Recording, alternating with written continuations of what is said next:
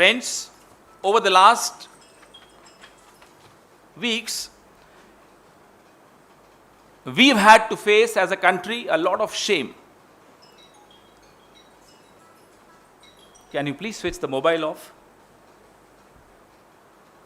The entire world has a particular image of the country, of India. It's a beautiful image. An image of a country which is proud of the kind of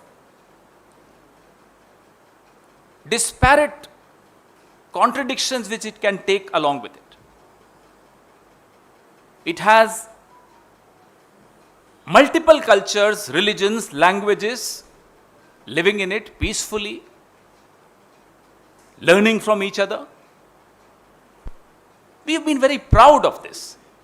And the world has been very surprised at the way India has, despite its contradictions, has managed it so well. Today, all that has changed. Thanks to one man, one party, which is Narendra Modi and the BJP. You haven't heard the Prime Minister speak a word. You haven't heard the Home Minister utter a word.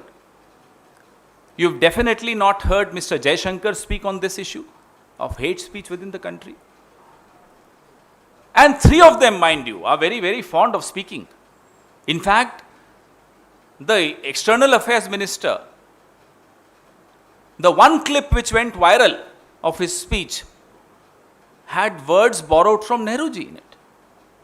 Why doesn't he speak today? He can borrow from Nehruji, we don't mind. Nehruji belongs to all of us. Borrow from him, but for God's sake, open your mouth.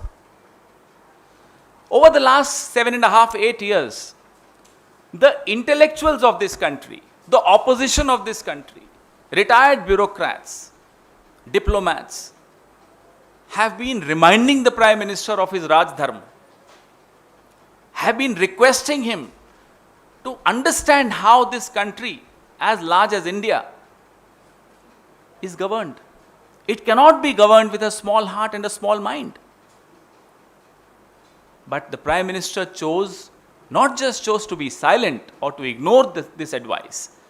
He chose to use his ecosystem, his parrot media, to discredit these voices, to demonize these voices, to silence these voices by labeling them as Khan Market Gang, Tukde Gang, Award Wapsi Gang, anti-nationals. This is the way they tried to silence all of us well-meaning Indians who were worried about India, who were concerned about India, who were pained about India. You were able to silence some of us, not all. But today, when the world is speaking, we see a worried government. We see a worried Prime Minister. And the Prime Minister who chooses to immediately act when the world speaks, but silences the same voices within the country. And what kind of action was this? They suspend 2 official spokespersons of their party and label them as fringe. Now, how can the Prime Minister even afford to use these words? He's been through the same journey himself. I am pained when I use these words for him. But we have not forgotten his own speeches, whether it was September 2002 in Khairlanji, Gujarat, 2017 in Uttar Pradesh when he said Shamshan Kabristan, 2019 December when he said we can recognize these people by their clothes. We have not forgotten those speeches. You have not only come through the same journey, you still resort to the same language, the same tactics, the same stunts when you go for elections. Because the international community did not point out at the Goli Maro comment of one of your leaders, today that leader is an important minister in your cabinet. Because the global community reacted to what Nupur Sharma and Naveen Jindal said, you chose to act against them. What is the message you are sending to the world and to your own country? Yet you will silence the voices of sanity within your country and immediately act when foreign countries ask you to act. Because yesterday's fringe is today's mainstream, we have every reason to believe that today's fringe will be tomorrow's mainstream. So choose your words carefully. The entire world has watched how we have done away with our constitutional responsibilities, with our institutions. Can you imagine our embassies distributing the press releases by a political party? BJP.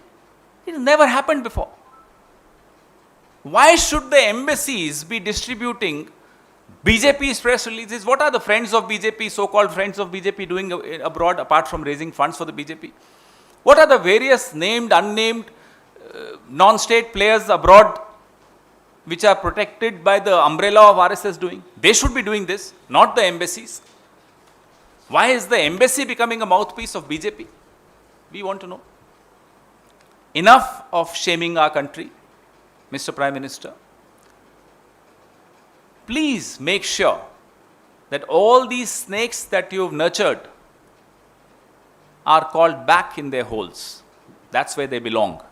Because now is the time when the snakes are out to bite you.